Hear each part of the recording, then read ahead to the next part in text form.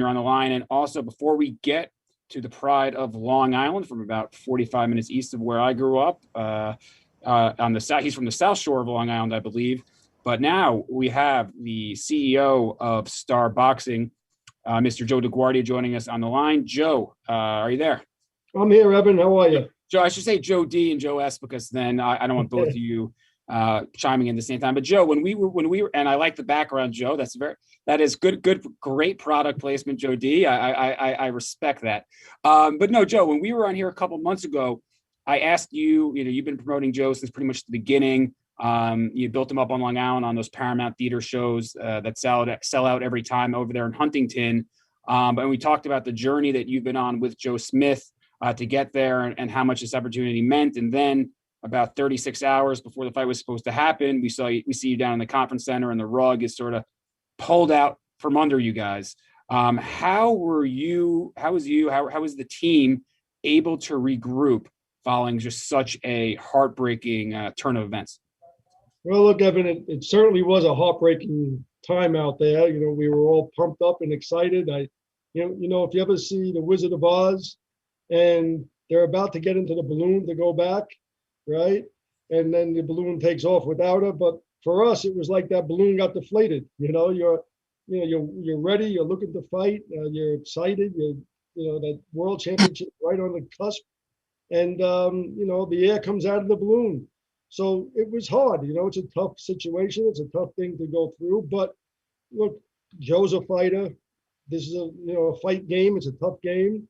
And you got to be mentally and physically strong. And Joe's been, over the past couple of weeks, blowing that balloon up again, and excited and ready to get that world championship. That's his goal. And we got to stay focused on that goal. And, that's been the process, so to speak. So yes, it was tough. It was hard, but, it was a rough experience. But we're pleased. Look, right now, here we are, and this Saturday, a short time later, a lot of props to ESPN. They got that date cleared, Top Rank, and we were able to get back into this ring. And, that's what we're looking forward to. We're looking forward to Saturday, because the goal is that world championship, and that goal's here now. Joe Smith joining us. Joe, how you doing? I'm feeling great. It's fight week.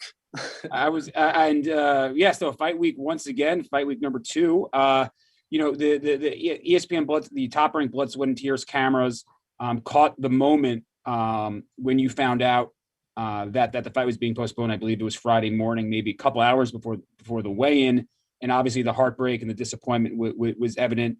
On your face. You're trying to figure out, is there any way the fight can happen? And Brad Jacobs was trying to explain to you, like, no, and obviously everybody understood sort of your emotions and what you were going through then. So the question I posed for Joe DeGuardia, I sort of posed for you is, following that disappointment, you were planning a big wedding and a honeymoon and all this stuff, and obviously the money of a world title fight comes in handy. I mean, how were you able to get over that? I can't even imagine. I can't imagine going through something like that. How were you able to regroup? Well, honestly, I'm not over it.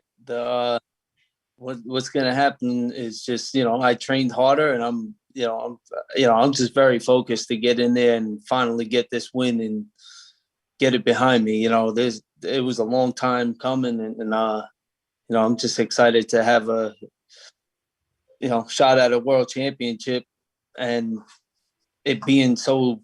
It came up quick, so it wasn't, it was at the right amount of time.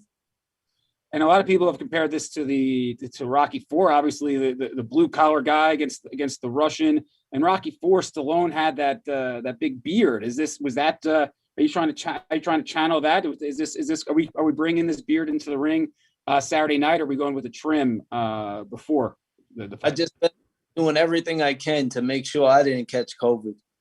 So I've been avoiding the barbershop. So I'm gonna go get a trim though today after this, and start packing my bags and get ready.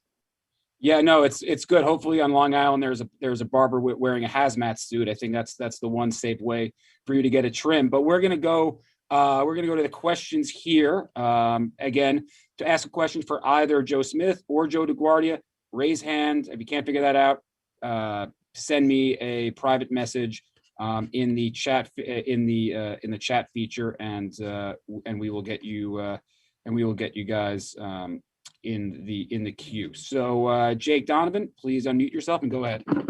Great. Thank you very much, Evan. Joe, I had the pleasure of interviewing you last week, so I won't waste everyone's time. I did want to ask, with Jamel Herring's big win over the weekend, do you feel like any more motivation to kind of, proudly represent Long Island and bring that world title home?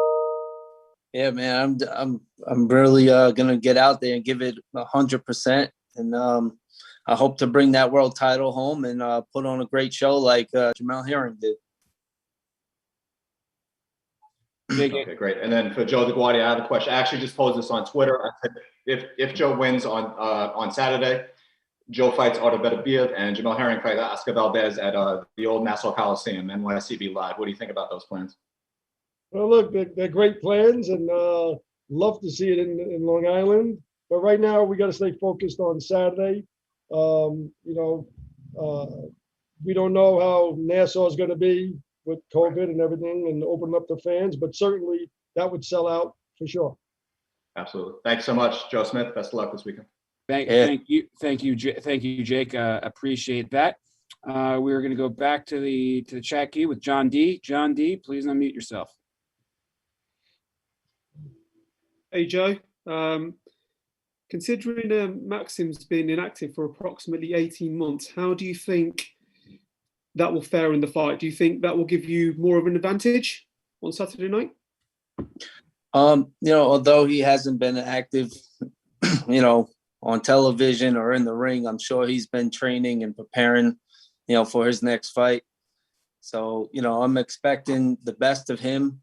And, I trained my best to put on a great show and be well prepared for this. And, I plan on bringing that belt home and taking away all his plans that he has in mind. Good stuff. And fighting on home soil as well, 800 fans. Surely that will give you a bit more of a boost as well. Oh yeah, definitely. It'll be nice hearing some fans cheering out in the crowd for us. And, I know as well, everyone's going to be watching at home, and it's just motivation to put on a great show for everyone. I love, impressing people and making them, giving them something to look forward to. And Joe, your promoter, Joe DeGuardia, touched on it, and Maxim was asked, that there's a lot of people are already talking about a Joe Smith versus Artur Beterbiev fight, later this summer, and sort of almost discounting, Max. You're a humble sort of guy, but how do you sort of avoid letting those talks seep into your preparation and what you're planning to do? Because, all the boxing fans are saying Smith versus Beterbiev, give it to me next, but as I said, you got a job at hand to do Saturday night. Yeah, I definitely have a tough task ahead of me. I know Maxim, he's a tough, durable guy. And, all the opportunities that I'm looking at right now, if I win this fight, they could be his if he wins. So I know there's a lot on the line, and I have a lot to look forward to. So, I got to get out there and give it 110% to make sure those opportunities come my way. No, certainly. Next week, we have a question from Alan Alford. Alan, please unmute yourself and go ahead. Thank you so much. Appreciate being with us, Joe. And I know that I watched that video you talked about the disappointment. I could definitely see that. My question to you is, did you have a preference in venue? I know that the venue got changed to MGM or where you're going to be fighting at now. Is that a difference in your mind? I mean, it's in Oklahoma. It's a little harder for some of my fans to get there, but either way, I don't care where I fight. I just want to get in there, get my belt and my victory. I put a lot of work into this, a lot of time and hard training, and I'm ready to put the belt on my shoulder or my waist. And obviously, Joe, the pandemic has a lot to do with it in terms of when New York is going to allow number of fans that make it realistic, to put an event on there. Have you thought about what, it's been a couple of years since you fought back in either New York City or Long Island at this point. Have you thought about what it's going to be like for you and for those devoted fans you have to come see you again in New York when the time is right? Oh, it's going to be amazing because I'm going to have a world championship on my shoulder. I'll be defending the belt or either unifying against Beterbiev or someone else. Who knows? But it's a great feeling knowing that things are opening back up, and I'll hopefully be able to put on a great show here on Long Island. You mentioned Long Island. It's it's pretty big plot of land, but not many world champions have come from there. Obviously, it's Buddy McGirt, Chris Algieri, Jamel Herring, and I know I'm forgetting one, so my apologies. But and is there anybody in particular from your neck of the woods that you look up to from Long Island that is sort of your boxing hero, so to speak, for lack of a better term? I mean, I look up to any fighter who gets in there, gives it 100% and, dedicates themselves to the sport. It's a tough sport to, it's very tough to handle this and fight at this level, championship level. Okay, we've got a couple more questions in the queue. Whoever I'm gonna take a chance here because this person logged in as iPhone. So I'm just gonna take a chance here and see who this is. So whoever is locked in as an iPhone, next time make sure you put your actual name on the thing so I know who is going to be asking the question. So iPhone, identify yourself and ask your question when ready. You are unmuted, iPhone. And now the iPhone guy can't even identify himself, and B, iPhone, who is this? It's Luis Cortez, man. I thought it came up. I apologize. Cortez, you've earned a 6-month banishment from all calls. So so make this question to Joe Smith a good one. All right. I'll try. How you doing, Joe? Doing great. Great. So my question is, after the delay, I know fighters are coming into fight week ready to peak on fight night. Everybody's talked about the mental aspect, but what were you doing physically since everything got postponed, just to make sure that coming into this week now, you didn't overtrain, you didn't overextend yourself, and you're going to be able to have that peak performance that you need? Yeah, I mean, it was tough balancing everything out, but I feel I'm going to peak at the right time. After I found out I wasn't fighting, I took the week off. I had my wedding. Enjoyed my wedding, and then jumped right back into it. I worked out hard for the last couple of weeks, and then the last week I just been maintaining and sharpening up all my skills. Now, did you see when you got back into sparring? And congratulations on the wedding, by the way. But did you see when you got back into actually sparring and having preparing yourself for the live bullets coming up on Saturday? Did you see that you actually were able to just glide back into the grind of it and the process since you were already so prepared? Yeah, definitely. I mean, I didn't really take much time off. I got right back to it. Wedding that following week, and I was sparring the following week. My wedding was on I was back in the ring on Tuesday, so it was not much of a layoff. All right. Thanks for the answers, and best of luck to you on Saturday night. And Evan, I'll make sure that I get a victory over these Zoom calls and have my name next time. Yeah. No, please do that. But know that you're not allowed back on. Well, no, you have a lot of time to figure it out because November, Luis, you're back on. Thank you for that, Luis. We'll talk soon. Cheers. Next up, we got a couple more questions here for Joe Smith, and then we're gonna let him go on his way. Joshua Brewer, please unmute yourself and go ahead. Hello, Joe. So I had a question regarding, so say you pick up this title, not to look past your opponent or anything, Maxim here, who will be a challenge, but is two things. Is unification your ultimate goal? And given such, say you take on the likes of Beterbiev or even Bivol, for instance, what would be your plan as far as tackling those fights, especially say you rematch Bivol, which was a good fight last time around. He was definitely fundamentally put in a lot of good work and you were able to catch him. What would you do different this time around to ensure you get the victory? You know, got the another shot at Bivol. You know, I think it'd definitely be a lot different this time around. I got a lot more experience. And, you know, when the first time I fought him, I was just looking for one big punch. And now I'm putting combinations together. I'm moving better.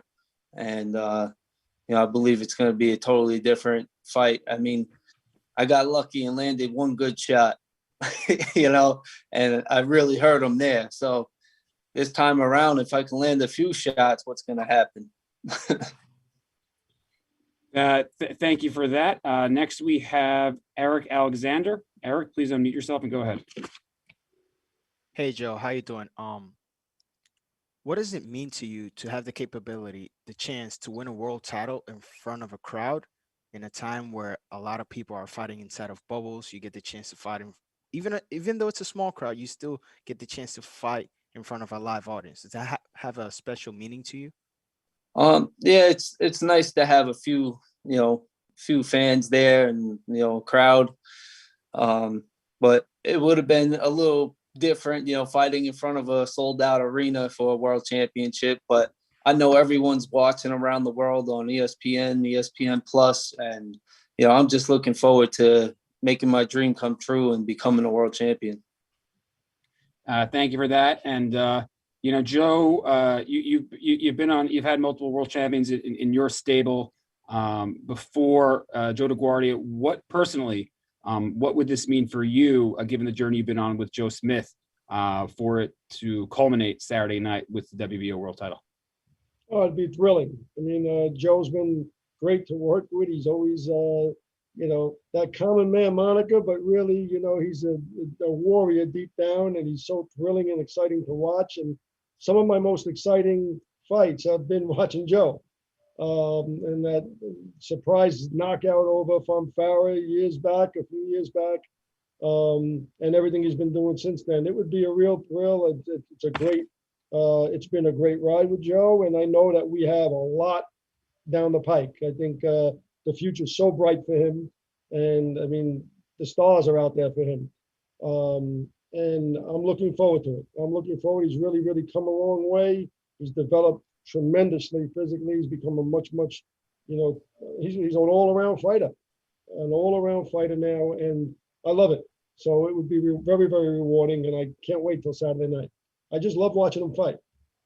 And I think Joe DeGuardia speaks for, you know, obviously bias here, you know, working for Top Rank, but I think speaks for all boxing fans and media when you know, we're talking about loving to watch Joe Smith Jr. fight. Joe, your final, you know, you're head for Tulsa in a day or so.